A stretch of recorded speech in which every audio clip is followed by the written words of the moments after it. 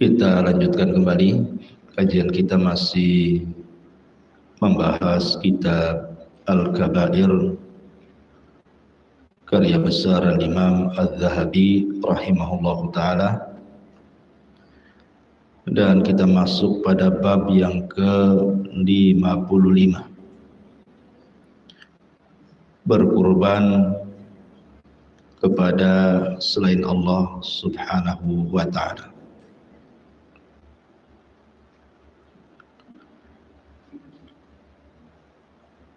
Berkurban kepada selain Allah subhanahu wa ta'ala bukan hanya masuk pada dosa besar saja, tetapi bisa masuk pada tingkat kesyirikan. Karena banyak di dalam Al-Quranul Karim tentang bagaimana Allah subhanahu wa ta'ala selalu menyebut satu nafas antara perintah kurban dengan perintah salat.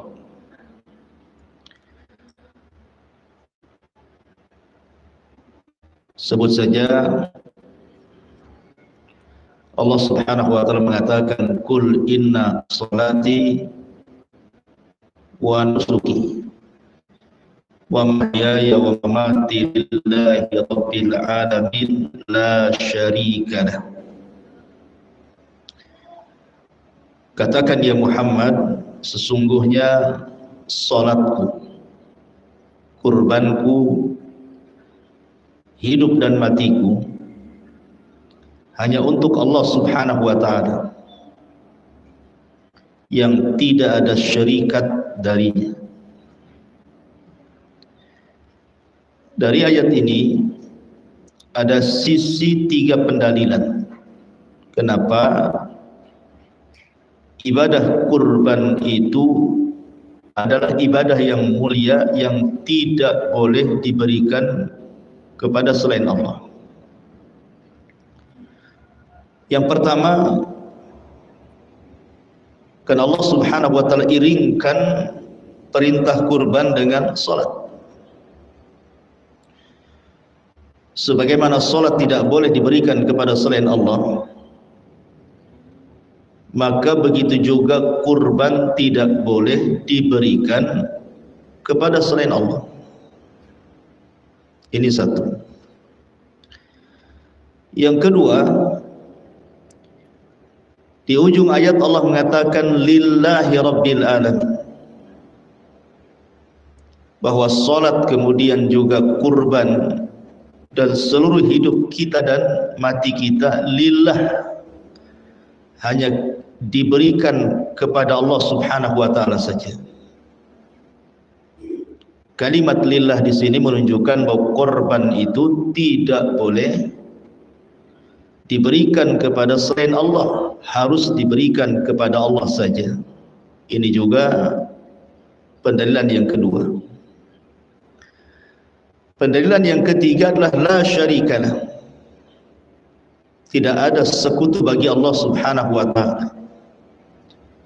Artinya ketika kita memberikan kurban kepada selain Allah, maknanya kita telah menjadikan syarikat dan sekutu bagi Allah subhanahu wa ta'ala. Dari sisi tiga pendalilan ini, bahwa kurban itu adalah ibadah. Kemudian juga pada ayat yang kurang lebih maknanya, Allah subhanahu wa ta'ala mengatakan, Inna a'tayna kal kautsar fasalli li rabbika wanhar. Sesungguhnya kami berikan kepadamu ya Muhammad Al-Kautsar, sebuah telaga di surga, namanya Al-Kautsar. Fasalli, maka salatlah, li rabbika, untuk Rabbmu, wanhar, dan berkurbanlah. Maknanya wanhar li rabbika, berkorbanlah untuk Rabbmu. Dari dua ayat ini juga kita bisa memahami bahwa kurban itu adalah sebuah ibadah, tidak boleh diberikan kecuali kepada Allah Subhanahu wa taala. Bahkan sebagian para ulama mengatakan, ketika Allah Subhanahu wa taala mengiringkan ibadah kurban dengan ibadah salat, karena kurban itu adalah ibadah yang paling afdal dari ibadah-ibadah harta. Sebagaimana salat adalah ibadah-ibadah yang paling afdal dibandingkan ibadah yang lainnya yang berkaitan dengan fisik manusia atau ibadah badan. Jadi kalau bicara ibadah badan, berarti salatlah ibadah yang paling mulia. Kalau cerita tentang ibadah harta, maka kurbanlah yang paling mulia. Kenapa demikian? Karena bentuk syukur kita kepada Allah Subhanahu wa taala atas karunia dan nikmat yang Allah anugerahkan kepada kita. Yang paling besar bentuk syukur kita kepada Allah ketika mensyukuri nikmat adalah dengan dua cara ini, dengan salat dan dengan kurban. Adapun dengan salat, ditunjukkan dalam hadis Aisyah Ummul Mukminin radhiyallahu anha, ketika Nabi sallallahu alaihi wasallam sudah sepuh dan tua, beliau masih saja terus melakukan ibadah sunnah yang luar biasa, tidak berhenti melaksanakan qiyamul lail. Ya, karena qiyamul lail bagi Rasulullah, tetapi bagi umatnya sunnah. Tapi karena sayangnya Ummul Mukminin Aisyah radhiyallahu anha kepada Rasul, suatu malam Ummul Mukminin radhiyallahu anha memegang kaki yang sedang sujud. Rupanya tersentuhlah banyak robekan-robekan dan bengkak-bengkak di kaki Nabi sallallahu alaihi wasallam. Karena apa? Karena rajinnya Rasulullah melaksanakan salat sampai seperti itu, rusak kakinya. Sehingga Aisyah radhiyallahu anha keesokan harinya mengatakan kepada Rasulullah sallallahu alaihi wasallam, "Ya Rasulullah, bukankah dosamu sudah diampuni yang telah, yang sedang, bahkan yang akan datang? Kenapa engkau tidak mencukupkan dengan yang wajib-wajib saja? Salat wajib sajalah, daripada bengkak-bengkak kakimu seperti ini." Maka Nabi SAW mengatakan, "Ya Aisyah, afala akuna abdan syakura? Salahkah aku menjadi hamba yang bersyukur?" Dari sini kita tahu bahwa salat itu melahirkan ibadah syukur. Maka kalau ingin mensyukuri nikmat Allah Subhanahu wa taala, salat, maka Allah Subhanahu wa taala akan tambah nikmat yang sudah Allah anugerahkan sebelumnya. Yang kedua, kurban. Karena Allah Subhanahu wa taala katakan, "Kadzalika sakharnaha lakum la'allakum tashkurun." Begitulah kami tundukkan binatang-binatang ternak itu untuk kalian agar kalian bersyukur. Sehingga sebagian ulama berpendapat bahwa kurban dan salat itu adalah ibadah yang bisa menampak bentuk syukur kita kepada Allah Subhanahu wa taala. Kenapa demikian? Karena terkandung padanya husnudzon yang kuat kepada Allah. berbaik sangka kepada Allah. Ketika ibu mengeluarkan uang, ada yang sanggup beli kambing, ada yang sanggup beli sapi, ada yang sanggup beli unta, kemudian ibu sembeli dan disedekahkan, berarti ibu sudah berhusnudzon kepada Allah, berbaik sangka bahwa tidak mungkin Allah tidak menerima kurbannya. Lah dari paparan-paparan yang ini, maka kita tahu bahwa memalingkan ibadah kurban kepada selain Allah termasuk dosa besar, bahkan bisa sampai ke tahap kesyirikan. Disqalif rahimahullah ta'ala Al-Imam Adzabi dalam bab ke-55 di dosa-dosa al-kabair, masuk dan berkurban kepada selain Allah itu adalah dosa besar. Kenapa? Baik, kita akan baca pendalilannya yang dicantumkan oleh pengarang dalam kitab Al-Kabair ini. Pertama, beliau mencantumkan surah Al-An'am ayat 121. Allah mengatakan, wala ta'kulu mimma lam yudhkar ismullahi alaihi wa innahu lafisqun. Janganlah kamu memakan sembelihan yang tidak disembelih atau tidak menyebut nama Allah, karena perbuatan itu adalah kefasikan. Bicara soal penyembelihan, Bu. Jadi penyembelihan itu ada jenis-jenisnya ya. Saya rangkum menjadi 4 jenis. Yang pertama, sembelihan ibadah, dan ini berpahala. Di mana sembelihan ibadah ini memang diperuntukkan untuk Allah Subhanahu wa taala, bukan untuk yang lainnya.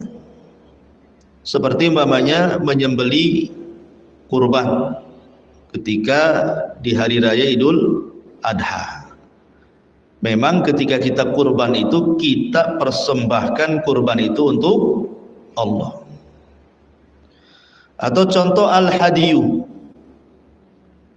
penyembelihan bagi jemaah haji yang melakukan haji dengan sistem tamattu, dan itu kebanyakan jemaah haji dari kita kan menggunakan haji tamattu, jarang haji ifrad ataupun qiran, itu biasanya pakai tamattu. Itu wajib menyembelih. Karena hadiyu dalam haji itu persembahan untuk Allah Subhanahu wa taala. Atau dalam sebuah kafarah, mungkin dia bernazar ingin menyembelih. Lah hal-hal yang semacam ini, sembelihan dalam bentuk ibadah yang tidak boleh diberikan kecuali kepada Allah, maka kalau seandainya diberikan kepada selain Allah, bisa jatuh kepada kesyirikan. Ini yang pertama, sembelihan ibadah. Yang kedua, sembelihan syirik. Dan ini banyak di masyarakat gitu ya. Menyembelih untuk jin seperti yang dilakukan para dukun, paranormal, bomo dan yang semacamnya.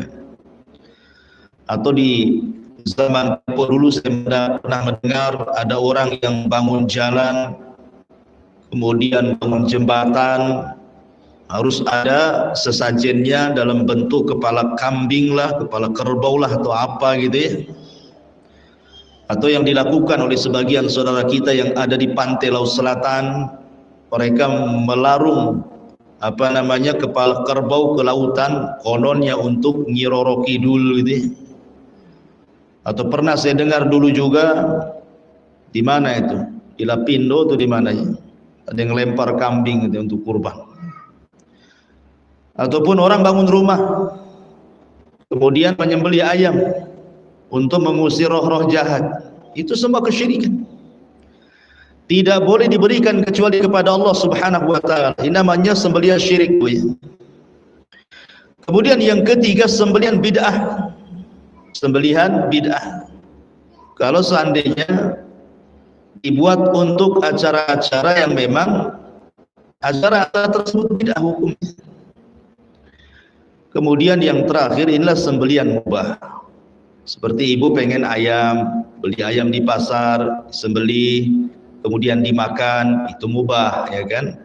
Atau ibu jual sate, kemudian beli kambing, disembelih, dijual daging satenya, dan begitu seterusnya. Atau ada tamu, pengen menghormati tamu, kemudian beli ayam disembelih supaya bisa makan daging.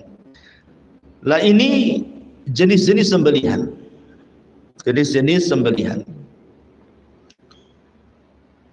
Tetapi masyarakat muslimat yang dimuliakan Allah Subhanahu wa taala, walaupun sudah ada jenis-jenis sembelihan seperti ini, taruhlah yang disembelih itu adalah perkara mubah. Ibu beli ayam, kambing, sembelih untuk makan-makan. Tetapi dalam aturan penyembelihan itu menentukan halal dan tidaknya sembelihan itu dimakan. Jadi ada aturan dalam Islam itu cara menyembelih. Sebab kalau salah di dalam menyembelih, jadi bangkai itu bukan jadi daging bisa dimakan. Dan itu boleh saya kategorikan satu sembelihan yang tidak menyebut nama Allah. Seperti ayat yang kita baca di sini, wala ta'kulu mimma lam yadhkur ismallah alaihi wa innahu lafisqun. Dan janganlah kamu memakan binatang-binatang yang tidak disebut nama Allah ketika menyembelihnya, karena itu perbuatan kefasikan. Berarti orang yang menyembelih kepada lupa, dia tidak baca basmalah, tidak menyebut nama Allah Subhanahu wa taala, maka sembelihannya tidak boleh. Kalau dia ketika menyembelih tidak menyebut nama Allah. Sebagian ulama ada yang merinci, kalau dengan sengaja nih ibu menyembelih ayam dan tidak menyebut nama Allah, maka ayamnya jadi bangkai, haram dimakan. Tapi kalau seandainya dia tidak pernah, lupa sebenarnya ketika menyembelih, tetapi kok entah karena banyak pikiran, lupa pula dia tidak menyebut nama Allah dan baru ingat setelah penyembelihan, maka sebagian para ulama mengatakan halal karena tidak disengaja, tetapi sebagai gantinya ketika memakannya baca basmalah. Ini dua rincian yang disebutkan para ulama. Ya. Maka dari sini juga berkembang hukum bahwa tidak boleh memakan sembelihan yang disembelih orang musyrik. Tidak boleh memakan sembelihan yang disembelih orang musyrik, seperti orang Majusi, ataupun orang-orang murtad, ataupun orang-orang yang mereka menyembah berhala yang tidak diturunkan kepada mereka kitab, seperti orang Hindu, Buddha dan yang semacamnya. Itu tidak boleh dalam Islam memakan sembelihan mereka. Tetapi dikhususkan dalam Al-Quran kecuali sembelihan ahli kitab. Sembelihan ahli kitab itu maksudnya sembelihan orang Yahudi dan Nasrani. Itu pun berdasarkan surah Al-Maidah ayat 5, wa ta'amul ladzina utul kitaba hillu lakum. Dan makanan orang-orang yang diberikan Alkitab, maksudnya Yahudi dan Nasrani, itu halal bagi kalian. Itu pun dengan dua syarat. Syarat yang pertama, tidak boleh ketika menyembelih menyebut nama Al-Masih Isa bin Maryam. Atau dalam Yahudi tidak boleh menyebut nama Uzair ibnullah, tapi harus menyebut bismillah. Yang kedua, disembelih secara syar'i, bukan dibanting, bukan dicekik, bukan asal tebas badannya, asal tusuk-tusuk, bukan begitu. Sembelih syar'i, ya di lehernya, baru boleh dimakan dagingnya.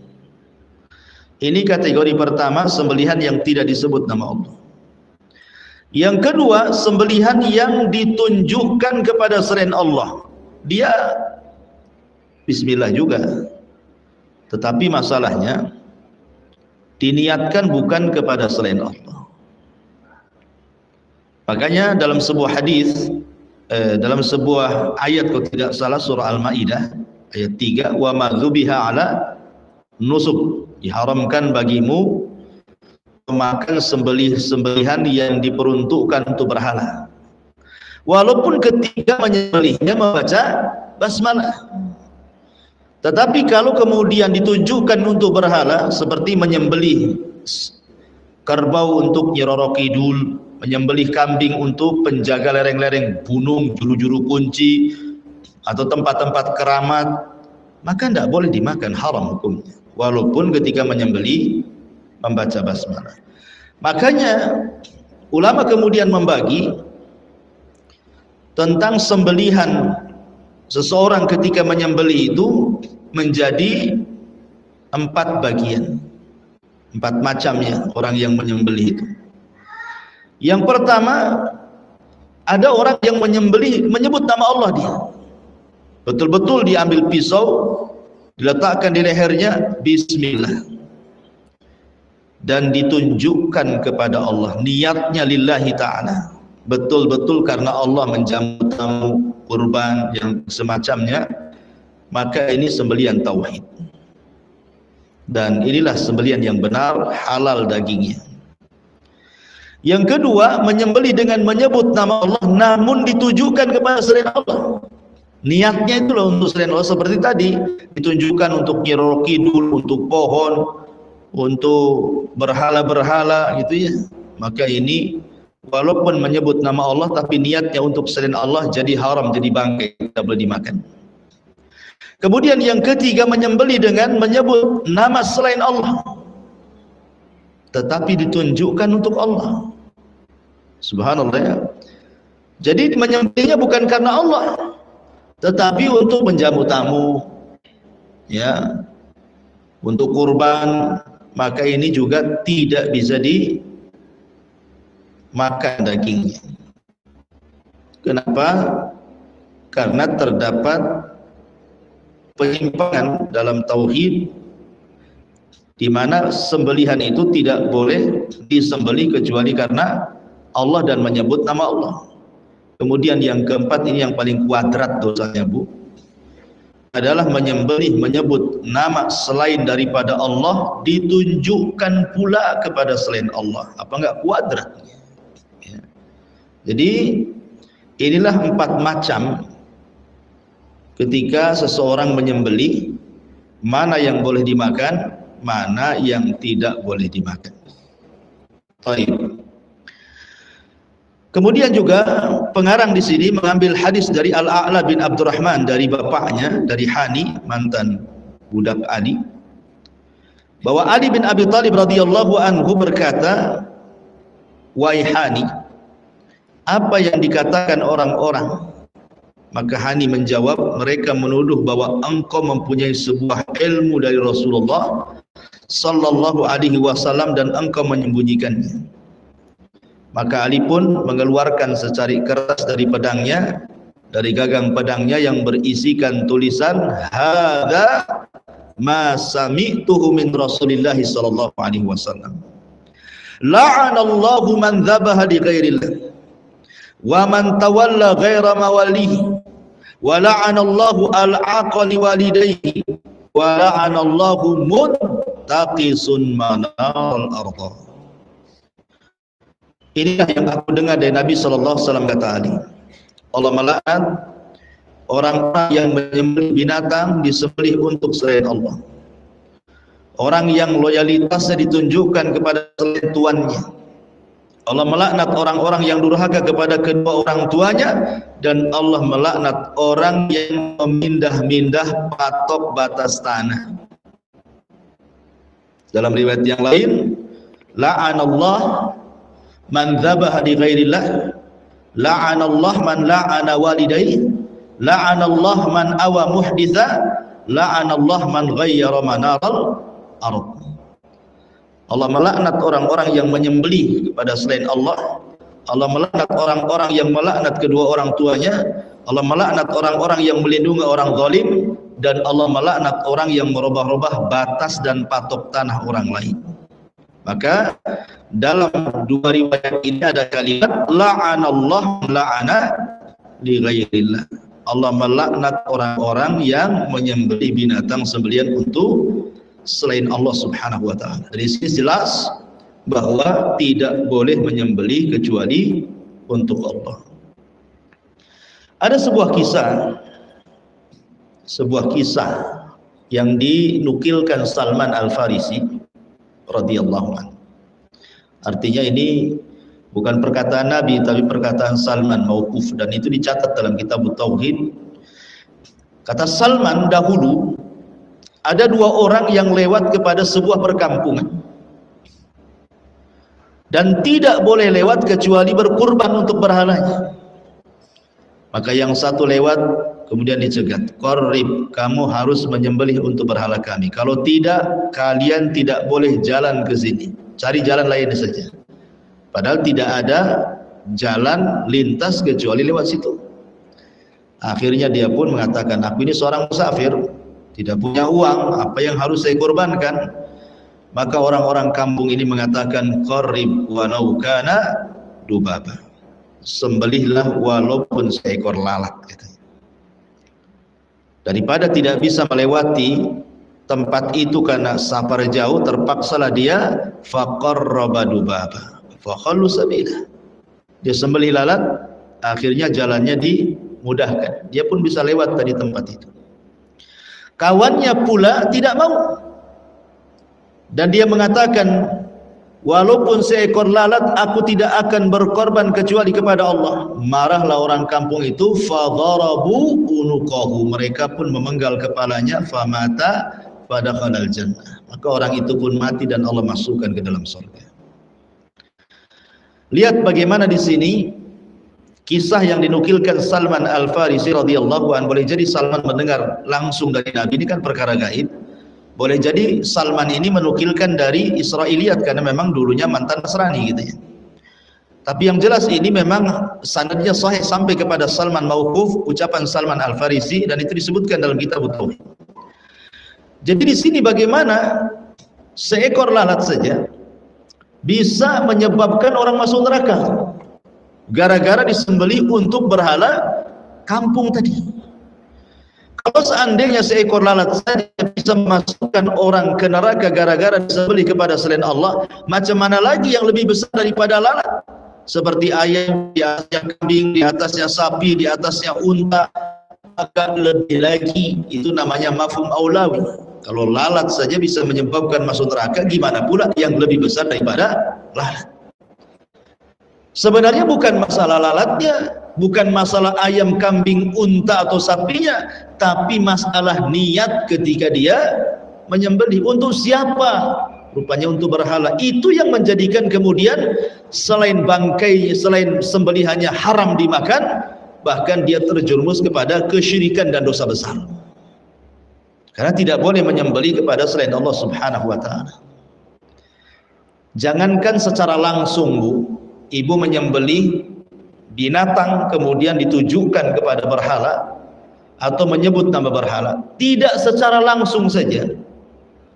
Ibu tidak menyembelih untuk berhala, tidak menyebut nama berhala juga, tapi ibu menyembelih di tempat yang ada berhalanya atau di tempat yang di situ ada acara-acara ritual keberhalaan. Itu saja tidak boleh dalam Islam, apalagi langsung ke berhalanya ya. Padahal numpang tempat saja untuk menyembelih, padahal dia menyembelihnya karena Allah dan juga tujuannya nazar, tetap tidak dibolehkan. Karena ada di zaman Rasul orang bernazar, Bu, ingin menyembelih di satu tempat namanya Buana. Maka yang pertama ditanyakan oleh Rasul kepada orang yang bernazar ingin menyembelih unta di Buana itu, "Fulan, apakah di Buana itu," satu nama tempat, "ada berhala?" Kata orang ini, "Tidak ada, wahai Rasul." Cukup sampai di sini pertanyaannya? Tidak juga. Rasul nanya lagi kedua, "Apakah di Buana itu ada acara-acara ritual keberhalaan?" Dia mengatakan tidak. Maka Rasul mengatakan, "Aufi binadri." Kalau begitu lakukan nazar. Lihat dua soalan di sini. Pertama, ada nggak berhala di situ sehingga kau numpang sembelih di tempat itu? Yang kedua, ada nggak ritual-ritual yang dilaksanakan oleh para penyembah berhala tentang keberhalaan mereka? Kalau ada, dua perkara ini yang menghalangi kau menyembelih di situ. Oke, kita cocokkan dengan sekarang itu ya. Ibu beli ayam ke pasar, beli kambing, beli sapi. Ya. Maka yang harus ibu lihat adalah bukan lihat ayamnya yang mau dibeli, bukan lihat kambingnya yang mau ibu beli, tapi lihat tempatnya. Ini yang pertama harus ibu lakukan. Di tempat penjualan itu ada berhalanya enggak? Ya.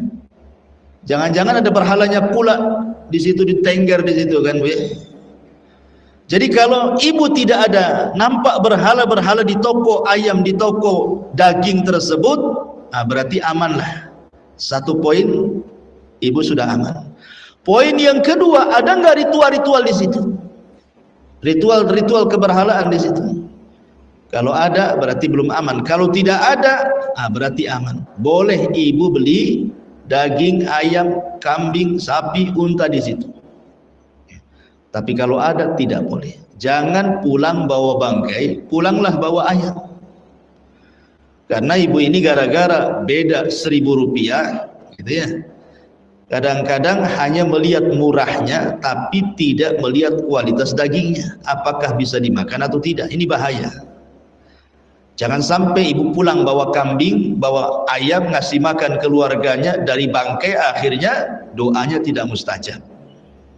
Maka hati-hati kalau ke pasar itu. Betul kata Nabi SAW, pasar itu tempat perangnya setan dengan kita.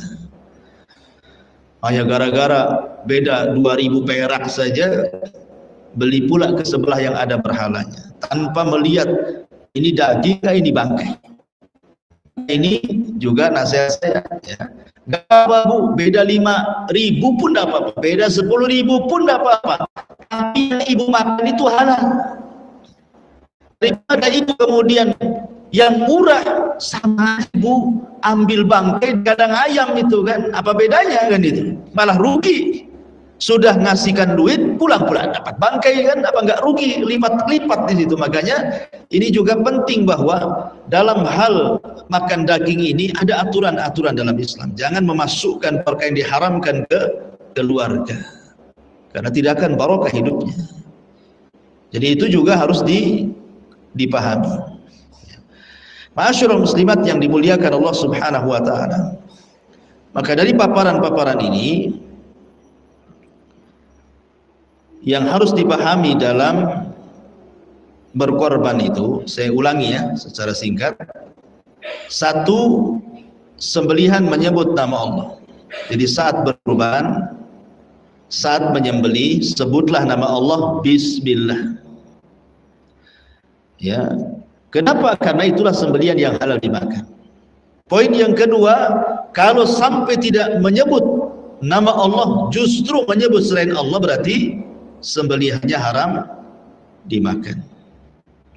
Karena itu masuk pada syirik isti'anah, meminta pertolongan kepada selain Allah. Karena dalam bismillah itu maknanya isti'anah, meminta pertolongan Allah. Kemudian yang ketiga, tidak menyebut siapapun, tidak menyebut nama Allah, ya tidak juga menyebut berhalanya. Main sembelih saja Bu, maka hukumnya haram kalau disengaja. Kalau disengaja maka haram. Tetapi kalau lupa, sekali lagi ada khilaf ulama. Ada yang mengharamkan, ada yang membolehkan dengan catatan ketika makan baca basmalah. Maka di sini juga harus melafadzkan basmalah itu penting. Tapi sekali lagi bukan hanya cukup melafadzkan Bu ya, niat pun berperan dalam kehalalan sembelian itu. Apakah niatnya mendekatkan diri kepada Allah? Apakah niatnya mendekatkan diri kepada selain Allah? Ataukah niatnya tidak untuk ibadah kepada siapapun? Kalau mendekatkan diri kepada Allah, halal dimakan. Kalau mendekatkan diri kepada selain Allah, hukumnya syirik akbar, haram dimakan. Ya. Kalau dalam rangka mendekatkan diri kepada Allah, halal, silahkan makan. Kalau untuk mendekatkan diri kepada selain Allah, syirik akbar, nggak boleh dimakan. Tidak untuk beribadah kepada siapapun, ini pun hukumnya halal, nggak apa-apa. Untuk kebiasaan kan Ibu, tidak untuk sebuah kurban, hadiyu nadar, tidak, hanya untuk dimakan saja, berarti bukan dalam rangka untuk ibadah, hanya untuk dimakan saja. Selama dia menyebut nama Allah berarti halal sembelihannya. Nah, ini diantara hukum-hukum terkait dengan dosa besar yang ke-55. Baik, sampai di sini kita buat tanya jawab, silakan.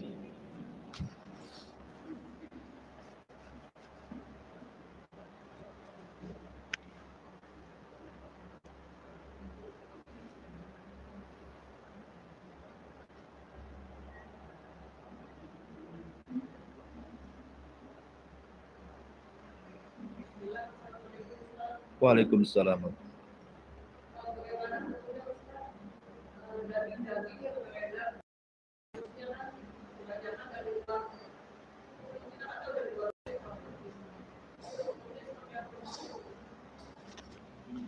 Iya. Bagaimana hukumnya membeli daging yang kita ketahui daging-daging itu impor dari negara lain? Begitu ya Bu ya? Iya. Lihat negara pengimpor Bu. Pengekspornya itu negara beragama mayoritas apa? Ya, jadi negara yang mengekspor daging ke negara Islam itu, lihat negara itu mayoritas agamanya apa.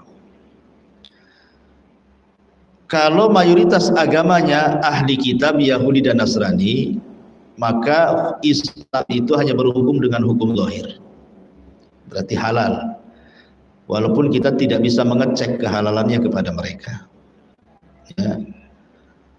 Kecuali kalau dari negara bukan ahli kitab, tetapi mungkin ibu punya relasi, mungkin di negara Cina di mana yang bukan mayoritasnya ahli kitab, tapi ibu punya relasi, punya kawan di sana yang memang dia seorang muslim, punya peternakan, dan ibu tahu bahwa cara syar'i tidak apa-apa. Tapi kan umumnya tidak tahu ya. Maka kalau tidak tahu, lihat ke zahir daripada aghlabnya agama mayoritas tadi. Karena juga hukum itu alal aghlab juga, lihat ke mayoritas. Seperti ibu nemu bangkai, nemu jasad manusia di Solokan, ada identitas. Ya, nggak ada identitas, maka apakah dibuat acara seperti seorang jasadnya muslim, dimandikan, dikafankan, disolatkan, dikubur di kubur kaum muslimin, ataukah dibiarkan atau kita serahkan ke yang berbeda agama? Maka ulama mengatakan hukum itu di atas aghlab mayoritas. Kalau penduduk sekitar muslim ya perlakukan dia muslim, kecuali kalau nampak ada identitas bukan non muslim. Tapi kalau tidak ada identitas dan tidak ada yang tahu siapa dia, maka perlakukan dia seorang muslim. Tapi kalau mayoritas di situ Nasrani, ya serahkan ke orang Nasrani. Maka begitu juga berlaku kepada ekspor impor daging. Kalau negara yang mengekspor dan kita yang mengimpor di sini memang tahu itu negaranya mayoritas ahli kitab, maka boleh halal. Boleh halal gitu ya. Tapi kalau ibu tahu bahwa mayoritas yang mengekspor itu adalah negara-negara yang bukan ahli kitab, kebanyakan mayoritasnya mungkin di luar ahli kitab, maka haram, tidak boleh. Maka haram tidak boleh ya. Dan ketika ibu membeli daging pun di pasaran, ya kan, kita kan nggak mungkin bertanya dari mana-mananya kan Bu ya. Maka cukuplah ibu berhukum dengan zahir. Kalau mayoritas kita di Batam muslim, kan negara kita sudah buat aturan ada logo halal, ya kan Bu ya. Maka saya nasihatkan Bu, kalau ke pasar jangan terlena dengan jualan-jualan orang pasar, perhatikan logonya juga. Ya, kalau ada logo halal beli saja. Ya, kalau kemudian kok tidak halal cara penyembelihannya, itu yang dosa pemerintah. Kenapa ngasih logo halal kan itu ya. Wallahu a'lam.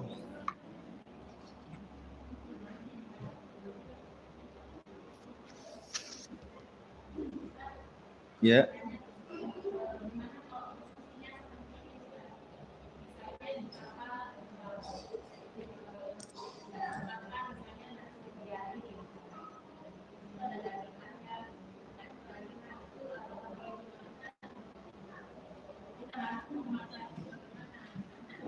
Posisi di laut, para pekerja di laut tuh ya. ya tetap menggunakan kaidah dari mana nasi ini. Apakah buat sendiri? Kalau buat sendiri berarti dagingnya dari mana? Harus tahulah kan itu. Kecuali memang kerja di negara yang di situ mayoritas Muslim. Memang kapalnya itu bersandar di negara mayoritas Muslim seperti Indonesia, Saudi, Dubai, Qatar dan yang semacamnya gitu ya. Maka nggak perlu ditanya lagi, makan aja. Tapi kalau seandainya mampir di negara-negara yang di situ mayoritasnya bukan Muslim, bukan ahli kitab, maka tidak boleh dimakan. Makan nasi aja lah sama garam, kan enak juga. Tapi kalau negara-negara ahli kitab, maka berdasarkan zahir ayat, wa ta'amul ladzina utul kitaba hillu lakum. Kalau memang itu negaranya mayoritas ahli kitab, Yahudi atau Nasrani, maka halal makanan mereka, makan saja bismillah. Ya. Wallahu a'lam.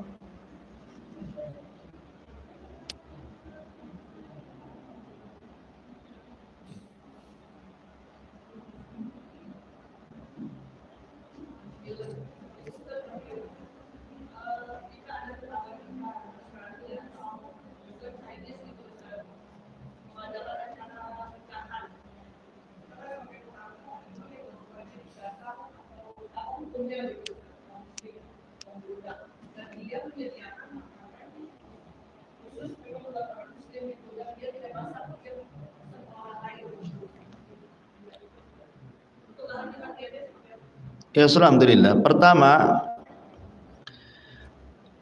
Nabi SAW bersabda, hakul muslim ala muslim situn. Salah satunya apa? Idza da'aka fa'ajibhu. Hak seorang muslim dengan muslim yang lainnya itu ada 6. Salah satunya kalau dia ngundang dalam acara pernikahan, walimatul arush atau akikah atau makan-makan, maka wajib kita datang. Jadi datangnya keundangan orang yang ngundang hukum wajib itu kalau yang ngundang seorang muslim. Kenapa? Kan itu hak seorang muslim kepada muslim yang lainnya. Maknanya di luar Islam berarti kalau diundang tidak wajib datang. Ya. Tidak wajib datang, karena wajib datang itu kalau yang ngundang seorang muslim. Loh, kalau bukan orang muslim tidak wajib datang, itu mafhum mukhalafah dari hadis ini. Pemahaman kebalikannya.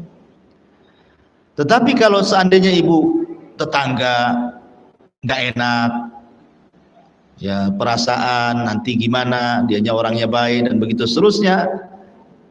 Kalau seandainya apa yang ibu tanyakan memang betul-betul di situ, ibu yakin 100% bahwa dia menyediakan makanan-makanan khusus bagi orang muslim, makanan-makanan halal lah gitu ya. Dan yang koki-koki atau yang melayani juga orang muslim dari catering orang Islam gitu ya, maka nggak apa-apa. Kalau sudah jelas tuh ya ada tali rapiahnya yang misalkan ini makanan muslim, ini makanan Islam, kayak di Singapura lah. Kalau ibu ke Singapura kan di situ ada food court kan nampak tuh sebelah-sebelahan. Kalau arah ke kanan muslim ya food, kalau yang sebelahnya kafir food bapaknya kan. Nah, itu udah nampak kan, enak kita. Masalahnya kalau seandainya tidak ada makanan yang dihususkan kepada seorang muslim, ibu main undang saja, datang di situ kumpul ada ibu ada mereka nggak jelas gitu ya, maka sebaiknya kalau yang ngundang bukan orang Islam, apalagi dia bukan ahli kitab, ya maka boleh memakan, tetapi yang tidak ada unsur sembelihan.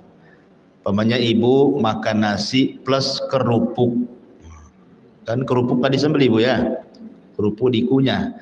Jadi ya sudah, nasi sama kerupuk saja. Kalau ditanya sama tuan rumah, loh kok nggak dagingnya kok dimakan? Kalau ibu bisa menjelaskan, alhamdulillah. Kalau tidak bisa menjelaskan, ya buatlah alasan, afwan lagi diet gitu kan. Ya, atau gimana lah ya kan? Cari alasan. Atau mungkin ibu makan jeruknya saja, buah-buahannya saja, ya tidak apa-apa. Ya, tapi jangan sentuh sembelihannya.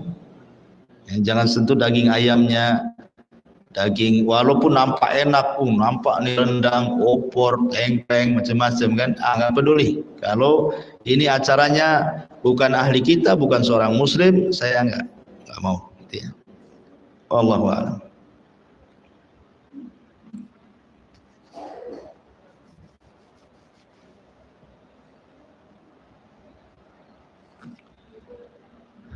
Taib, cukup kalau tanya kita tutup. Subhanakal bihamdika asyhadu an la ilaha illa anta astaghfiruka wa atubu ilaik. Allahu ta'ala. Assalamualaikum warahmatullahi wabarakatuh.